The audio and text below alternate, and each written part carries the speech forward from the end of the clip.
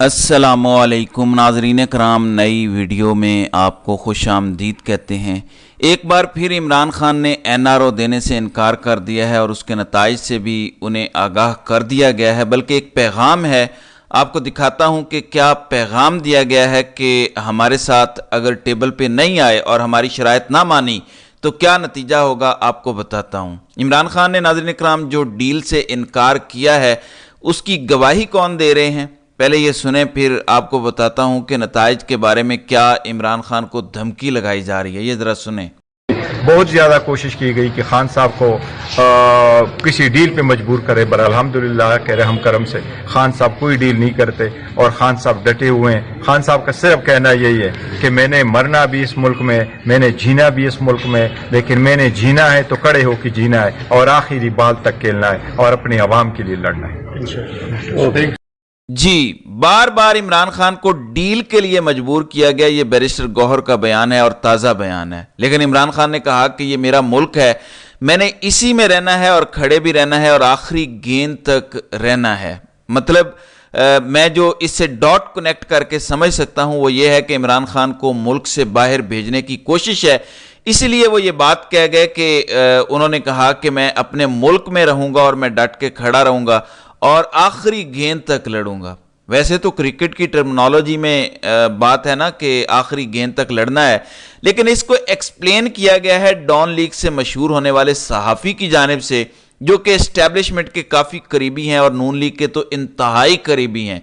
वो कहते हैं कि if the boys can't bring Imran back to the table they will finish him. यानी एस्टेब्लिशमेंट अगर इमरान खान को मुज़ाकरात की टेबल पर लाने में नाकाम हो गई तो वो इमरान खान को ख़त्म कर देंगे। तो बेसिकली धमकी यही है कि हमारी टर्म्स पर जो हम डिमांड्स रख रहे हैं उसको तस्लीम करते हुए मान जाओ, टेबल पे आ जाओ वरना छुट्टी।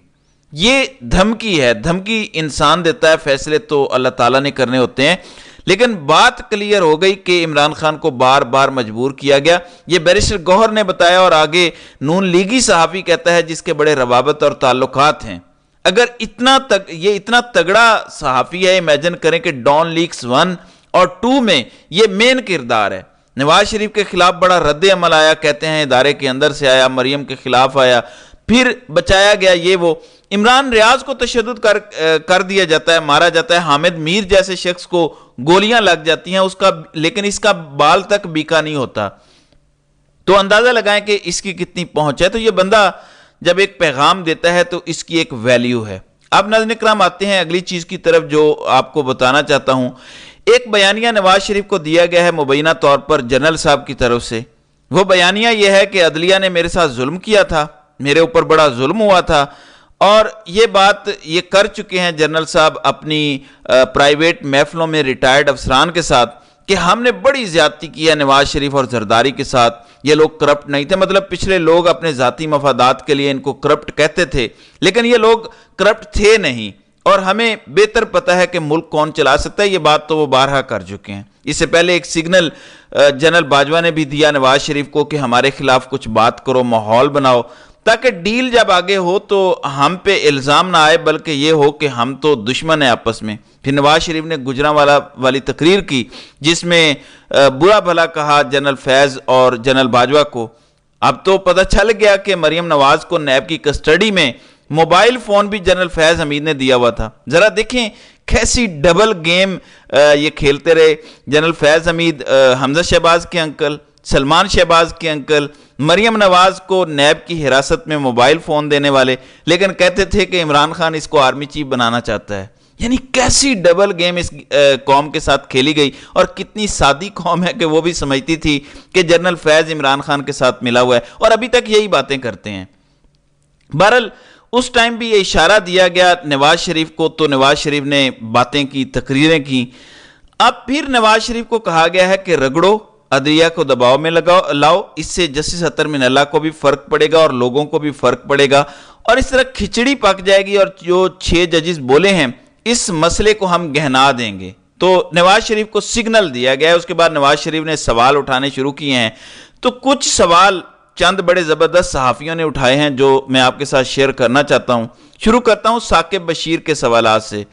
پہلی دفعہ ہفتے والے دن اسلام آباد ہائی کورٹ میں عدالت کس کے لیے لگی تھی؟ ہائی کورٹ کبھی بھی ہفتے کے روز نہیں کھلتی تو پھر کھلی۔ میری رائے میں کھلنے میں کوئی حرج نہیں تھا۔ ایک سابق وزیر اعظم کی صحت سے متعلق سوال تھا، یہ ثاقب بشیر کہہ رہے ہیں۔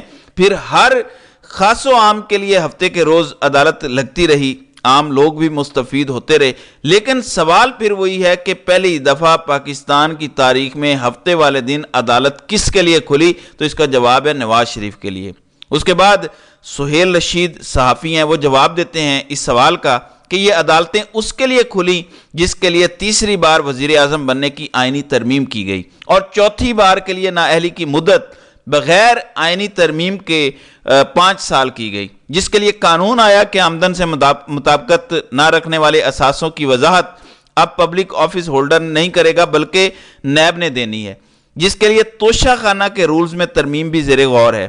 پھر جواب آیا ذوالقرنین اقبال کا کہ وہ کون تھا جس کے زندہ رہنے کی گارنٹی حکومت سے مانگی جا رہی تھی، جبکہ مانگنے والا اپنی زندگی کی گارنٹی بھی دینے کی پوزیشن میں نہیں تھا، کیونکہ زندگی، موت، صحت، بیماری یہ سب اللہ تعالیٰ کے ہاتھ میں ہے۔ وہ کون تھا جسے مقررہ تاریخ سے 2 دن پہلے سماعت کر کے ضمانت ملتی تھی؟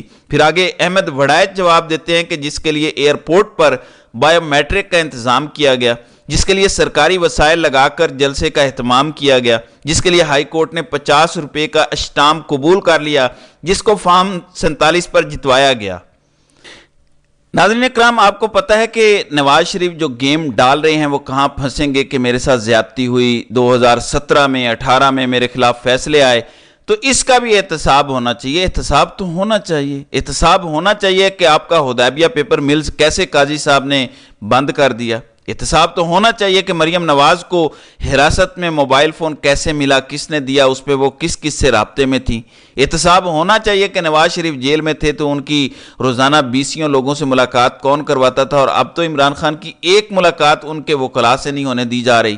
یہ سب کون فیسیلیٹیٹ کر رہا تھا؟ وہ کون سے افسران تھے جو نواز شریف کی خدمت کے لیے لگے ہوئے تھے؟ باجوہ صاحب نے لگوا کے دیے تھے کہ میاں صاحب راضی رہیں۔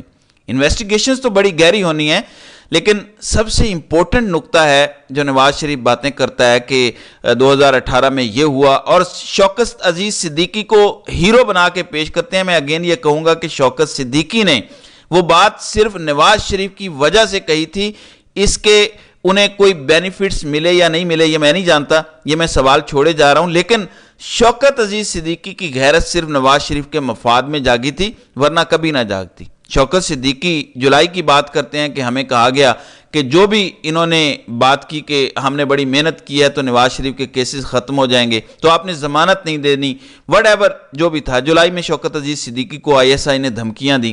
اگست اور ستمبر میں اسی اسلام آباد ہائی کورٹ سے نواز شریف، مریم نواز اور کیپٹن صفدر کی سزا معطل ہو گئی، یا کم از کم نواز شریف اور مریم کی تو ہو گئی تھی۔